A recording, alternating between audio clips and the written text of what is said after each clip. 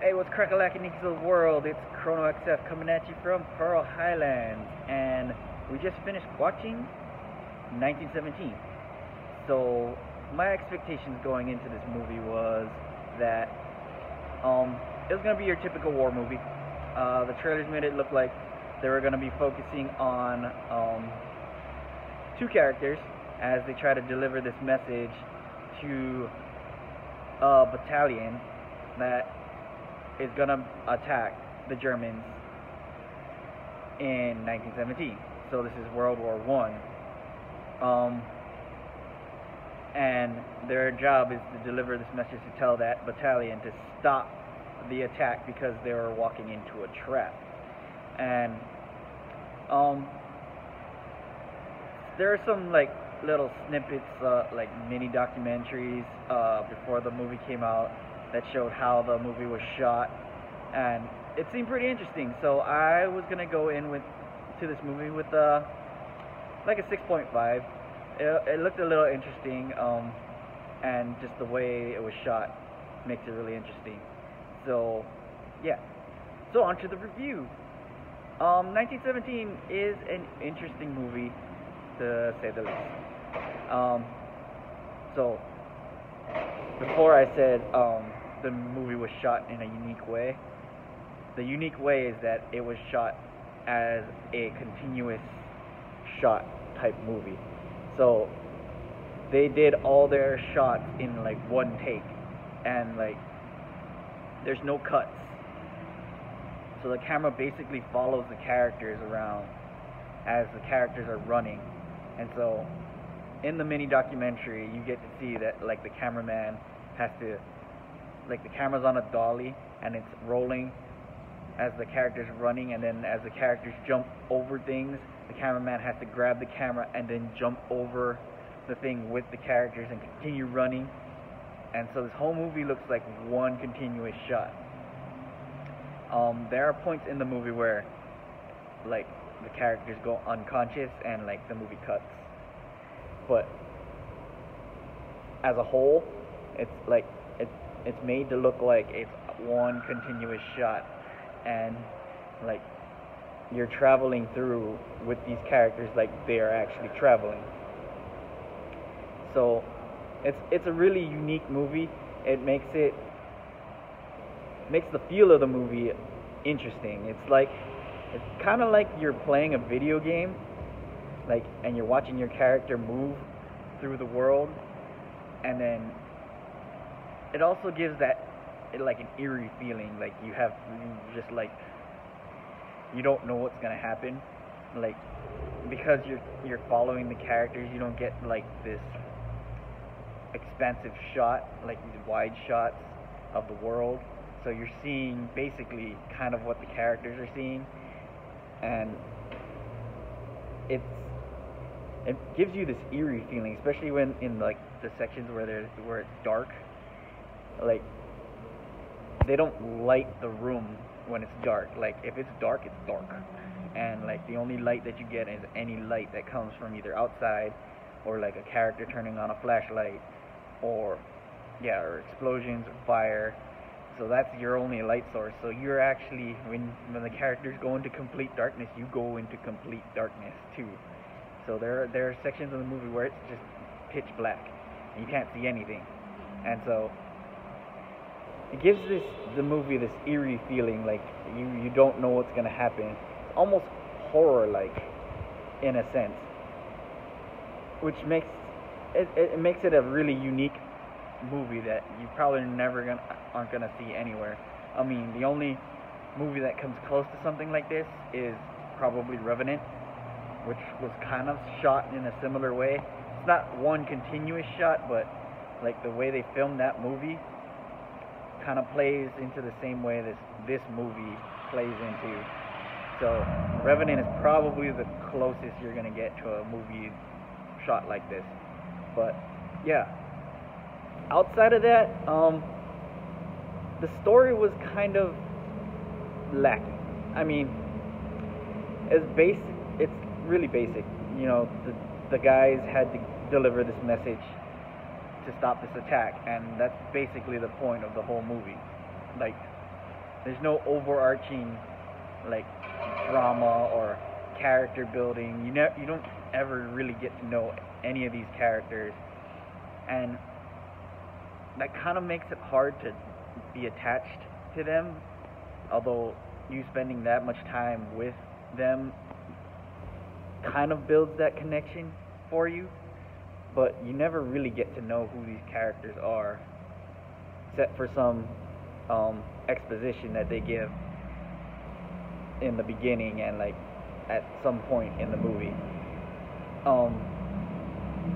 So it's really hard to care about these characters, and like it really boils down to like the nitty gritty of like what trench warfare was like, and like you get to feel that tension, but you never really care about the characters as much, because you don't have that connection to them. Like you don't get to know them. You're just watching them like a fish in a tank, and it's like you're just hoping that whatever happens to them, you know, that they'll make it through. But like it didn't always make like the stakes were that high.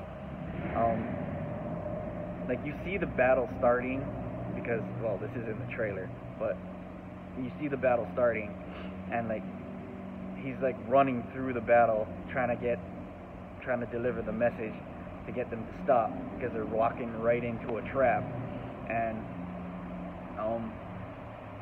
it's like there are points in the movie where you think they're gonna like perish, but like the tension comes from not from the actions of the characters. The tension comes from the environment, like what they're walking through is where the tension comes from, not really from the actions that the characters are taking or the mission that they're on. It doesn't come from there. It's like the journey is the tension, and like the point is not really, the point is kind of moot. Like you want them to deliver the message, but like it comes secondary to the overarching, like the beauty of the movie. Like basically you're just watching this like a terrarium type thing, like a fishbowl, and it's just watching this thing happen, and like you've got no control over it and stuff. Also, I have some issues with like choices that the characters make in the movie. I can't go into it because that would spoil it, but suffice it to say, they made some weird choices in the kind of decisions that they decided to do. Granted, it's kind of a little, you know, you got to get that little hecticness in like wartime, like you make split-second decisions and stuff, but it's kind of weird that they make some of these decisions. And I'm gonna use a video game reference here, but like they don't have the scavenger perk.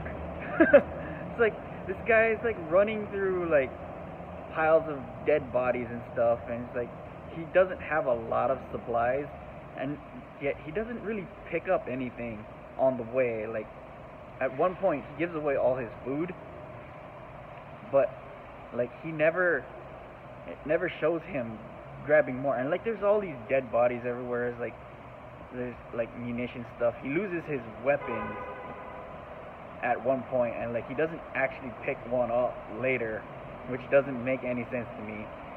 And like his decisions in some battles, like where he decides to run away, where he could have just shot the guy who was running at him, just it boggles my mind. It's like, I don't know why you would decide that, because your chances of getting shot because you turned around and tried to run away from your enemy is a lot higher. I mean, like, he obviously, you know, didn't get shot because this happens in the middle of the movie, and you know, you see him towards the end of the movie. So but it doesn't make any sense why he would do that. Like, you could have just killed the guy, and then you wouldn't have to be like frantically trying to find a way to escape because you just shot him. So it doesn't make sense. But yeah, I know they were trying to portray like the hecticness of war, and you can't, like, you know, as an outside viewer you can see all of this stuff, but like when you're there in the moment, it might be a different thing. So, but yeah, I kind of question some of those decisions. But overall, it's a really beautiful movie. I don't really care about the story. I mean, it could have been about anything, really, and the movie would be no different. Like, the stakes of that mission was not all that important to the film, which is kind of sad because, you know, in the way they were building it up, they were making like this attack was like the most important thing to stop because you were going to lose so many lives. But when you actually get there, it's not that epic. It's really not. So for this movie, I'm going to give it a 7 out of 10. JLN and probably Roberto are gonna watch it on Sunday, so we're gonna see what they think. But yeah, I'm gonna give it a 7. It's a beautifully shot movie, and it's like theatrically it's really dramatic, but like the overall purpose for the movie, like the story of the movie, is kind of lacking, and I didn't see the point. But it's a good movie to watch if you're into like war movies, or like if you're like a World War I buff. It's got some interesting tidbits there for you. You get to see the trench warfare, like how like insane it was with the artillery flying into the trenches, and like people just flying, and like the mutilation that happens. It gets kind of graphic in this movie. So yeah, so if you like that kind of stuff, you're gonna enjoy this movie.